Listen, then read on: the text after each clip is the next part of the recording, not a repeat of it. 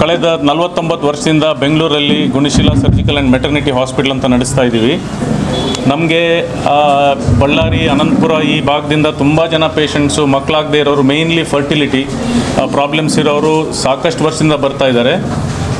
1988ನಲ್ಲಿ ಇಡೀ ಸೌತ್ ಇಂಡಿಯಾಗೆ first test tube baby ಆಗಿರೋದು ನಮ್ಮ ಹಾಸ್ಪಿಟ್ಲಲ್ಲಿ. IVF ಪ್ರೆಗ್ನೆನ್ಸಿ ಅಂತ ಹೇಳ್ತೀವಿ. ಇವಾಗ ತುಂಬ IVF ಸೆಂಟರ್ಸ್ ಓಪನ್ ಆಗಿದ್ದಾವೆ. ಈ ಪೇಷಂಟ್ಸ್ಗಳು ಅಷ್ಟೊಂದು ಸೆಂಟರ್ಸ್ಗೆ ಹೋಗಿಬಿಟ್ಟು ಎಷ್ಟೊಂದು ಕಡೆ ಸಕ್ಸಸ್ ಆಗದೆ ನಮಗೆ ಅಷ್ಟು ದೂರ ಬರ್ತಾರೆ ಬೇರೆ ಬೇರೆ ಊರಿಂದ ಎಲ್ಲ. ಅದಕ್ಕೆ ಸಾಕಷ್ಟು ಪೇಷಂಟ್ಸ್ಗಳು, ಯಾಕೆ ಸರ್ ನೀವು ಬಳ್ಳಾರಿ ಹತ್ರ ನಮಗೆ ಸ್ವಲ್ಪ ಅನುಕೂಲ ಆಗುತ್ತೆ, ಯಾಕಂದರೆ IVF ಟ್ರೀಟ್ಮೆಂಟಲ್ಲಿ ಒಂದು ವಿಸಿಟಲ್ಲಿ ಟ್ರೀಟ್ಮೆಂಟ್ ಮುಗಿಯಲ್ಲ. ಇದು ಬೇರೆ ಅಪೆಂಡಿಕ್ಸೆಕ್ಟಮಿ ಆಗಲಿ, ಗಾಲ್ ಬ್ಲಾಡರ್ ಸರ್ಜರಿ ಆಗಲಿ, ನೀವು ಹಾಸ್ಪಿಟ್ಲಿಗೆ ಹೋಗೋದು, ನೀವು ಸರ್ಜರಿ ಮಾಡಿಸ್ಕೊಳ್ಳೋದು, ಡಿಸ್ಚಾರ್ಜ್ ಆಗೋದು, ನೀವು ಎಷ್ಟು ದೂರ ಬೇಕಾದರೆ ಹೋಗ್ಬೋದು. ಆದರೆ IVF ಟ್ರೀಟ್ಮೆಂಟಲ್ಲಿ ಒಂದು 5ರಿಂದ 8 ಅಥವಾ 10 ಸರ್ತಿ ಬಂದು ಹೋಗಬೇಕಾಗತ್ತೆ ಪೇಷಂಟ್ಗಳು. ಅದು ಬೆಂಗಳೂರಿಗೆ ಬರೋದಂದರೆ ತುಂಬ ಕಷ್ಟ. ಇಲ್ಲಿಂದ ಬೆಂಗಳೂರು ತನಕ ಬರ್ಬೋದು, ಅಲ್ಲಿಂದ ನಮ್ಮ ಹಾಸ್ಪಿಟ್ಲಿಗೆ ಬರೋದು, ಅಲ್ಲಿಂದ ಪಬ್ಲಿಕ್ ಟ್ರಾನ್ಸ್ಪೋರ್ಟ್ ಆಗಲಿ, ಅಲ್ಲಿ ಇರ್ಕೊಳ್ಳೋಕ್ಕೆ ವ್ಯವಸ್ಥೆ ಆಗಲಿ ತುಂಬ ಕಷ್ಟ ಆಗಿರೋದ್ರಿಂದ ತುಂಬ ವರ್ಷದಿಂದ ನಮಗೆ ರಿಕ್ವೆಸ್ಟ್ ಮಾಡ್ಕೊಳ್ತಾ ಇದ್ದಾರೆ. ನಮಗೆ ಏನಾದರೂ ಕಷ್ಟ ನಮ್ಮ ಮನಸ್ಸಲ್ಲಿ ಏನಿತ್ತು ಅಂದರೆ, ಯಾಕೆ ನಾವು ಮುಂಚೆನೇ ಸ್ಟಾರ್ಟ್ ಮಾಡಿಲ್ಲ ಅಂದರೆ, ನಮಗೆ ಬೆಂಗಳೂರು ಗುಣಶೀಲದಲ್ಲಿ ಇರೋ ಸ್ಟ್ಯಾಂಡರ್ಡ್ಸು ನಾವು ಎಲ್ಲಿ ಓಪನ್ ಮಾಡಿದ್ರು ಅದೇ ಸ್ಟ್ಯಾಂಡರ್ಡ್ ಮೇಂಟೈನ್ ಮಾಡಬೇಕಂತ ನಮ್ಮದು ಒಂದು ಆಸೆ. ಸೊ ಅದರಿಂದ ನಾವು ತುಂಬ ಡಿಸ್ಕಸ್ ಮಾಡಿ ಕರೆಕ್ಟ್ ಡಾಕ್ಟರ್ಸು, ಕರೆಕ್ಟ್ ಎಂಬ್ರಿಯಾಲಜಿ ಮತ್ತು ಕರೆಕ್ಟ್ ಇನ್ಫ್ರಾಸ್ಟ್ರಕ್ಚರ್ ಫೆಸಿಲಿಟೀಸ್ ಮಾಡಿನೇ ಇಲ್ಲಿ ಬರೋದಂತ ನಾವು ಡಿಸೈಡ್ ಮಾಡಿದ್ವಿ. ಅದಕ್ಕೆ ಇಷ್ಟು ಟೈಮ್ ಆಯಿತು. ಸೊ ನಮ್ಮ ಉದ್ದೇಶ ಏನಂದರೆ, ಬೆಂಗಳೂರು ಗುಣಶೀಲದಲ್ಲಿ ಯಾವ ಸ್ಟ್ಯಾಂಡರ್ಡ್ ಟ್ರೀಟ್ಮೆಂಟ್ ನಾವು ದೊರಕಿಸ್ತೀವಿ ಪೇಷಂಟ್ಗೆ, ಅದೇ ಸ್ಟ್ಯಾಂಡರ್ಡ್ ಇಲ್ಲಿ ಬೆಳ್ಳಾರಿ ಮತ್ತು ಸುತ್ತಮುತ್ತ ಇರೋದು ಜಾಗಕ್ಕೆ ದೊರಕಿಸ್ಬೇಕಂತ ನಮ್ಮ ಉದ್ದೇಶ. ಅದಕ್ಕೆ ನಾವು ಈ ಥರ ಫೆಸಿಲಿಟಿ ಮಾಡಿ, ಕ್ಲಾಸ್ 10,000 ಕ್ಲೀನ್ ರೂಮ್ ಫೆಸಿಲಿಟಿ ಮಾಡಿ ಈ ಥರ ನಾವು ಸೌಕರ್ಯ ಮಾಡಿದ್ದೀವಿ. ಸೊ ಅದರಿಂದ ನಾವು we are hopeful that we will be able to do the same level of standard treatment Gunasheela Bengaluru or Ballari ಸೆಂಟ್ರಿಗೆ ಬಂದ್ರೂ ಒಂದೇ ಥರ ಟ್ರೀಟ್ಮೆಂಟ್ ಮಾಡಬೇಕಂತ ನಮ್ಮದು ಉದ್ದೇಶ. ಅದು ಒಂದು. ಎರಡನೇದು, ಬಳ್ಳಾರಿ ಟೌನಿಂದ ಬೆಂಗಳೂರಿಗೆ ಬರೋದು ಒಂದು ವಿಷಯ ಆದರೆ, ಬಳ್ಳಾರಿ ಸುತ್ತಮುತ್ತ ಇರೋದು ರೂರಲ್ ಏರಿಯಾಸ್ಗೆ ಎಷ್ಟು ಕಷ್ಟ ಆಗುತ್ತೆ ಅಂತ ಇಟ್ಕೊಳ್ಳಿ. ಅವರಿಗೆ ಬಳ್ಳಾರಿಗೆ ಬರೋದಕ್ಕೆ 1.5 ಗಂಟೆ ಬಸ್ಸಲ್ಲಿ ಬರಬೇಕು. ಇಲ್ಲಿಂದ ಅವರು ಬೆಂಗಳೂರಿಗೆ ಬರಬೇಕಂದ್ರೆ ಇನ್ನೆಷ್ಟು ಕಷ್ಟ ಆಗ್ಬೋದು ಅಂತ ಅದನ್ನು ಮನಸ್ಸಲ್ಲಿ ಇಟ್ಕೊಂಡು ನಾವು ಇಲ್ಲಿ ಈ ಬಳ್ಳಾರಿ ಸೆಂಟರ್ ಸ್ಟಾರ್ಟ್ ಮಾಡಿದ್ದೀವಿ. ಆಮೇಲೆ ಫರ್ಟಿಲಿಟಿ, ಮಕ್ಕಳು ಆಗದೇ ಇರೋರಿಗೆ ಬರೇ ಮಾತ್ರ ಇಲ್ಲಿ ಟ್ರೀಟ್ಮೆಂಟ್ ಕೊಡೋದು. ಬೇರೆ ಯಾವುದು ಪ್ರೆಗ್ನೆನ್ಸಿ ಆಗಲಿ, ಅವರು ಒನ್ಸ್ ಫರ್ಟಿಲಿಟಿ ಸಕ್ಸಸ್ ಆದಮೇಲೆ ಅವರು ನೋಡ್ಕೊಳ್ಳೋ ಲೋಕಲ್ ಗೈನಕಾಲಜಿಸ್ಟ್ ಯಾರಿದ್ದಾರೆ ಅವ್ರು ನೋಡ್ಕೊಳ್ತಾರೆ. ಆ್ಯಂಡ್ ನಾವು ಅವರಿಗೆ ಸಪೋರ್ಟ್ ಮಾಡ್ತೀವಿ. ಯಾಕಂದರೆ first 12 weeks after fertility pregnancy ಅದು ಕ್ರೂಷಿಯಲ್ ಟೈಮ್. ಅದು ಅಲ್ಲಿ ನಮ್ಮದು ಸ್ವಲ್ಪ ಅಡಿಷ್ನಲ್ ಎಕ್ಸ್ಪೀರಿಯನ್ಸು, ಅನುಭವ ಅವರಿಗೆ ನಾವು ಸಪೋರ್ಟ್ ಮಾಡ್ತೀವಿ ಲೋಕಲ್ ಗೈನಕಾಲಜಿಸ್ಟ್ಗೆ. ಅಕಸ್ಮಾತ್ ಅವರಿಗೆ ಆ ನಾಲೆಜ್ ಇದ್ದರೆ ಪ್ರೆಗ್ನೆನ್ಸಿ ಆದ ತಕ್ಷಣ ಲೋಕಲ್ ಗೈನಕಾಲಜಿಸ್ಟ್ಗೆ ನಾವು will hand over the patient. ಬರೀ ಫರ್ಟಿಲಿಟಿ ಟ್ರೀಟ್ಮೆಂಟ್ ಮಾತ್ರ ನಾವು ಇಲ್ಲಿ ಮಾಡೋದು. ಬೇರೆ ಹೆರಿಗೆ ಆಗಲಿ ಅದಾಗಲಿ ಲೋಕಲ್ ಸಾಕಷ್ಟು ವೆರಿ ಕಾಂಪಿಟೆಂಟ್ ಡಾಕ್ಟರ್ಸ್ ಇದ್ದಾರೆ ಬಳ್ಳಾರಿನಲ್ಲಿ, they will manage. So that is the intention of starting this centre in Ballari. So that ಈ ಬಳ್ಳಾರಿ ರೀಜನಲ್ಲಿ ಅಥವಾ ಸುತ್ತಮುತ್ತಲಿರೋದು ಏರಿಯಾಗೆ ಜನರಿಗೆ, ಪೇಷಂಟ್ಸ್ಗೆ ಅನುಕೂಲ ಆಗಲಿ ಅಂತ ನಮ್ಮದು ಉದ್ದೇಶ. And we have maintain the highest standards in the lab. ನೀವು ಬೇಕಾದರೆ ನೋಡ್ಬೋದು, ಲ್ಯಾಬ್ ಹೊರಗಡೆಯಿಂದ ನೋಡ್ಬೋದು. ಕ್ಲೀನ್ ರೂಮ್ ಅಂತ ಇದೆ, that is a compulsory requirement. Clean room ಅಂದರೆ HEPA ಫಿಲ್ಟರ್ಸ್ ಹಾಕಿ ಅದು ಕಂಟಿನ್ಯೂಸ್ಲಿ ಏರ್ ಚೇಂಜಸ್ ಆಗ್ತಾ ಇರುತ್ತೆ. That is very very important. ಅಲ್ಲಿ ಭ್ರೂಣ ಮೇಂಟೈನ್ ಮಾಡೋದು, ಎಗ್ ಸ್ಪರ್ಮ್ ಮಿಕ್ಸ್ ಮಾಡೋ ಜಾಗ, it should be ultra clean. So ಆ ಕ್ಲೀನ್ಲಿನೆಸ್ ನಾವು ಮೇಂಟೈನ್ ಮಾಡಿದ್ದೀವಿ.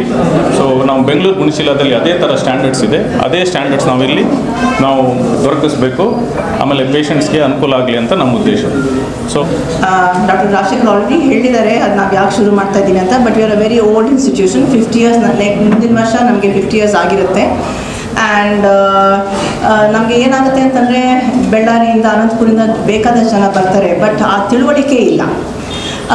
ಆಲ್ಮೋಸ್ಟ್ 10 ವರ್ಷ, 11 ವರ್ಷ, 16 ವರ್ಷ, ಮೊನ್ನೆ ತಾನೇ ಒಬ್ಬರು 16 ವರ್ಷ ಮದುವೆ ಆಗಿ ಒಂದು ಟ್ರೀಟ್ಮೆಂಟ್ನೂ ಮಾಡಿಸ್ದೆ, ನೀವು ಯಾಕಮ್ಮ ನೀವು ಇಷ್ಟೊಂದು ಟೈಮ್ ವೇಸ್ಟ್ ಮಾಡಿದ್ದೀರಾ ಅಂತಂದರೆ, ಇಲ್ಲ ನಮ್ಮ ಯಜಮಾನರು ಆಗತ್ತೆ ಆಗತ್ತೆ ಆಗತ್ತೆ, ಇನ್ನು ಚಿಕ್ಕ ವಯಸ್ಸು, ನಿಮಗೆ ಇನ್ನು 32, ಇನ್ನು 33, ಅವ್ರು ಬಂದಾಗ 35 ವರ್ಷ ಆಗಿತ್ತು.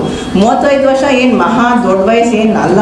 ಬಟ್ ನಮ್ಮ ಇಂಡಿಯನ್ ಲೇಡೀಸ್ನಲ್ಲಿ ಅವ್ರದ್ದು ಫರ್ಟಿಲಿಟಿ ತುಂಬ ಬೇಗ ಹೊಟ್ಟೋಗ್ತಾ ಇದೆ.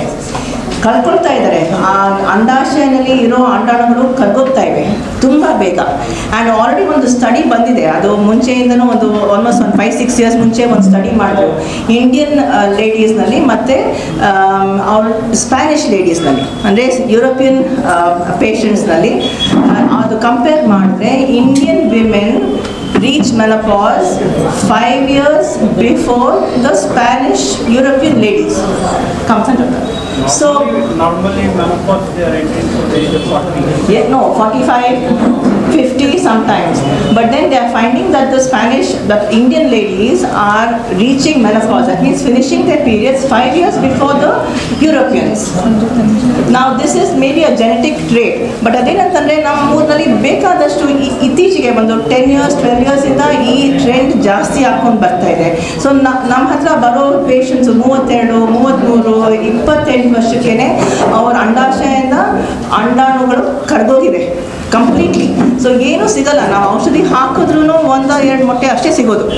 ಸೊ ಆ ಥರ ಸ್ಥಿತಿಗೆ ಬಂದ್ಬಿಟ್ಟಿದೆ. ಆ್ಯಂಡ್ ಇವಾಗ ತುಂಬಾ ರಿಸರ್ಚ್ ನಡೀತಾ ಇದೆ, ಎಂಡೋಕ್ರೈನ್ ಡಿಸ್ರಪ್ಟರ್ಸ್ ಅಂತ. ಅವೆಲ್ಲ ಪೆಸ್ಟಿಸೈಡ್ಸ್, ಇನ್ಸೆಕ್ಟಿಸೈಡ್ಸ್. ನಾವೇನು ತಿಂತಾ ಇದ್ದೀವಿ, ನಾವೇನು ಕುಡಿತಾ ಇದ್ದೀವಿ ನಮಗಂತೂ ಗೊತ್ತಿಲ್ಲ. ನಾವು ಒಂದು ವಾಟರ್ಮೆಲನ್, ಕರ್ಬೂಜ ತಿನ್ಬೇಕು, ವಾಟರ್ಮೆಲನ್ ಇಸ್ ಕಲ್ಲಂಗಡಿ ತಿನ್ಬೇಕಂತಂದರೆ ಅದರಲ್ಲಿ ಡೈ ಹಾಕಿರ್ತಾರೆ ರೆಡ್ ಮಾಡೋದಕ್ಕೆ.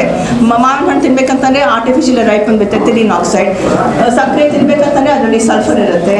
ಸೊ ಏನೇನಿದೆಯೋ, ಏನೇನು ಹಾಲಿನಲ್ಲಿ ಯೂರಿಯಾ, ಸೊ ಏನೇನು ಸೇರಿಸಿರ್ತಾರೋ ಆ ಥರ ಪ್ರಾಬ್ಲಮ್ಸ್ ಅದೇನಾಗುತ್ತೆ ಅಂತಂದರೆ ಅಂಡಾಶಯನಲ್ಲಿ ಇನ್ಫ್ಲಮೇಷನ್ ಶುರು ಆಗುತ್ತೆ. ಸೊ ಇನ್ಫ್ಲಮೇಷನ್ ಶುರು ಆಗಿ ಅಂಡಾಣುಗಳೆಲ್ಲ ಕರ್ಗೋಗ್ತವೆ. ಸೊ ಆ ಥರ ಪ್ರಾಬ್ಲಮ್ಸ್ ಬರ್ತಾ ಇದೆ ಇವಾಗ, ಸಿಕ್ಕಾಪಟ್ಟೆ ಪ್ರಾಬ್ಲಮ್ಸ್. ಇದು ಗಾರ್ಬೇಜ್ ಎಲ್ಲ ಕಡೆ ಇದೆ, ಅದರಿಂದ ಮೀಥೇನ್ ಗ್ಯಾಸ್ ಶುರು ಆಗುತ್ತೆ, ಎಮಿಟ್ ಆಗುತ್ತೆ. ಸೊ ಈ ಎಲ್ಲ ಕಡೆ ಬೆಂಗಳೂರಿನಲ್ಲಂತೂ ಬೇಕಾದಷ್ಟಿದೆ. ರೂರಲ್ ಏರಿಯಾಸ್ನಲ್ಲಿನೂ ತುಂಬ ಪೆಸ್ಟಿಸೈಡ್, ಇನ್ಸೆಕ್ಟಿಸೈಡ್ ಇನ್ಫ್ಲುಯೆನ್ಸ್ ಇದೆ. ಸೊ ಅದರಿಂದ ಈ ಥರ ಪ್ರಾಬ್ಲಮ್ ಬರ್ತಾ ಇದೆಯಾ ಇಲ್ವಾ ಅಂತ ನಮಗೆ ಸದ್ಯಕ್ಕೆ ಗೊತ್ತಿಲ್ಲ. But lot of research is happening. So we want to make people aware that ಮದುವೆ ಆದಮೇಲೆ ತುಂಬ 1-2 ವರ್ಷ ವೆಯ್ಟ್ ಮಾಡಿ, 3 ವರ್ಷ ವೆಯ್ಟ್ ಮಾಡಿ, ಅಟ್ಲೀಸ್ಟ್ ಸ್ವಲ್ಪ ಟ್ರೀಟ್ಮೆಂಟ್ ಎಲ್ಲ ಕಡೆ ನೀವು ದೇವಸ್ಥಾನಕ್ಕೆ ಹೋಗಿ ಅದೆಲ್ಲ ಮಾಡಿ, ಅದರ ಜೊತೆಗೆ ಸೈಂಟಿಫಿಕ್ ದಾರಿಗೂ ಹೋಗಬೇಕು. ಯು ಮಸ್ಟ್ ಸೀಕ್ ಟ್ರೀಟ್ಮೆಂಟ್ ಹಾಸ್ಪಿಟಲ್ಸ್ಗೆ ಹೋಗಬೇಕು.